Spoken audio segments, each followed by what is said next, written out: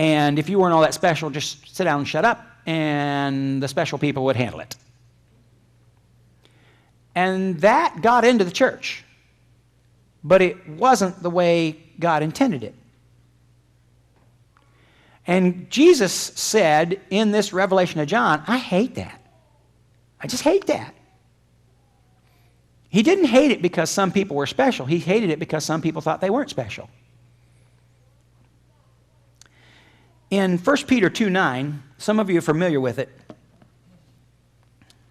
The scripture says, you are a chosen generation, a royal priesthood, a holy nation, a peculiar people. Look at that person next to you and say, now he's talking about you. He's got you down. A special set apart. The word peculiar there didn't mean the way we think of peculiar today. You all know that. Just, people who were set apart for something extra. It's not talking about ministers there. It's talking about everybody. Everybody here was set apart. Everybody here is part of a royal priesthood and a holy nation. Everybody here is special and has a special thing to do, a special calling on their life. Everybody here is valuable to the kingdom. Everybody here has an important role in the kingdom. Our roles are not all the same. They're not all the same, but they're all important. There are no unimportant parts to play. There are no little parts to play because everything you do is big. It's a big deal with God. God's paying attention to everything you do, and it's all a big deal with Him. It's all a big deal with Him. Your family is a big deal with Him. What you do to gainfully employ yourself, to get finances is a big deal with Him. Everything's important to God. You are a big deal with God. And it's our job to show forth the praises of Him who has called us out of darkness and into His marvelous light. Do you think this is a full-time job or a part-time job to call people out of darkness into His marvelous light? Do you think it's a full-time job or a part-time job for us to show forth the praises of Him who called us out of darkness into His marvelous light? Do you think we can do this thing with a bunch of part-timers, or do you think this thing is something God is calling us to do full-time? Because here's the thing. Maybe you didn't know it, but the minute that you got born again, you, just like me, were called into full-time ministry. I'm not in full-time ministry because I get paid by the church. I'm in full-time ministry because I've been in full-time ministry since I was 14. I've been practicing full-time ministry. For 10 years, no one paid me to be in full-time ministry, but I was in full-time ministry. And then finally, after 10 years, I think the Lord looked down and He went, that guy's not going to quit. I might as well take him on salary.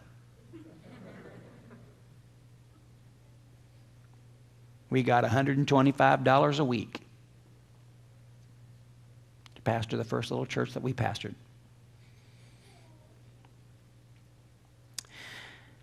1 Corinthians 6:20 says, you are not your own, you were bought with a price. The minute that you're born again, you were bought with a price. You're not your own anymore. See, I don't think we make it very clear sometimes when we have that, pray with people thing and they come up and they accept Jesus and all that stuff. But it was really clear to me when I got saved. It was really clear to me. I was giving up my life for something better. I had this life over here and it sucked. That's the best way to say it. Just made these really nasty sounds. It just didn't work. And He said, you can keep that if you want, or I can give you life and that more abundantly. Oh, what's it going to cost me? Well, you got to give that one up. See, you can't walk into the light and keep turning off the switch. When you walk in the light as He is in the light, you have fellowship with one another. And that's another scripture. I didn't even have that one down. See, it's just you move into the light, and when you're in the light, you're in the light. And you can't leave the light. Well, you can, but why would you do that? You're full-time in the light. You're in the light. That's it. You're in the light. If you're going to keep going back into the dark, what's that all about? And I get the feeling sometimes that we don't think of ourselves the way we ought to think of ourselves. We don't think of ourselves as full-time ministers. We think of ourselves as, I go to church. I'm a churchgoer. You do that on one day a week, and then you go do the other things you got to do.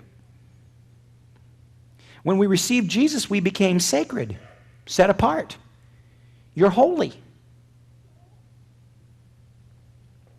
If you're a real Christian, there's no secular in you. Or at least there shouldn't be. I don't like the sound of that. He's trying to take my fun stuff away from me. No, I'm not. I'm really not. But it is an all or nothing deal. At least that's what I understood when I became born again. It was all or nothing. All or nothing. And I'm afraid some people are not giving all, and when they get to the end, they're going to find out they got nothing. Another scripture I didn't write down, but he will say to some in the last day, they'll say, well, didn't we prophesy in your name? Didn't we do miracles in your name? Weren't we all that and a bag of chips? And he'll go, you weren't even close, because I didn't even know who you were. Because they didn't understand that it's all or nothing. I can't be a part-time believer. I can't be a part-time Christian. I can't be a part-time minister. And every one of us knows that we're called to the ministry. We've been emphasizing that here. So I understood it right from the beginning.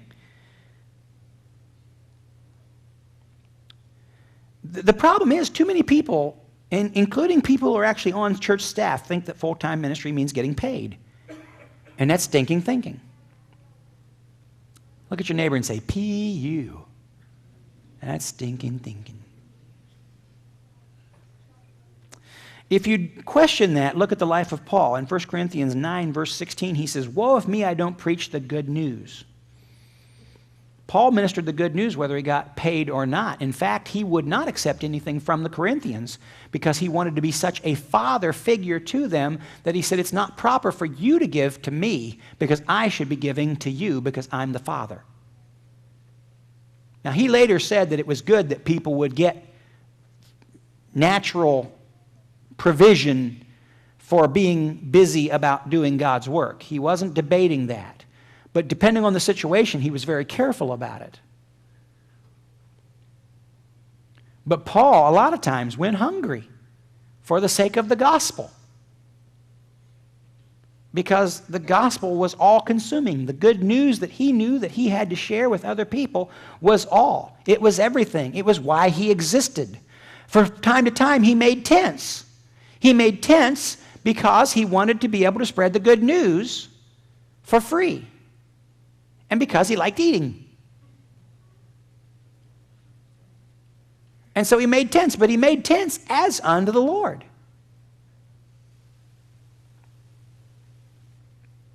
So my full-time ministry started when I was 14. 10 years later, I began receiving support.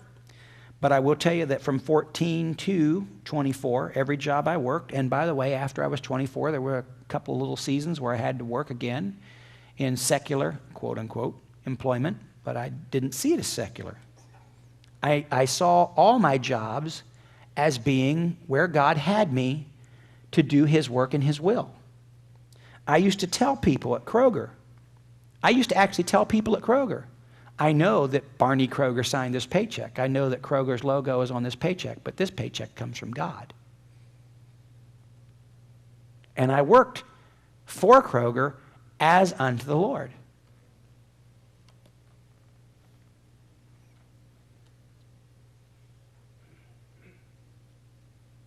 Is that how you feel? Is that the way you see what you're doing? Do you get up in the morning and go, thank you, Jesus, I get to go to my job today because I'm going to be able to be used as a minister of Jesus Christ at my job today? Or do you go, oh my God, it's Monday.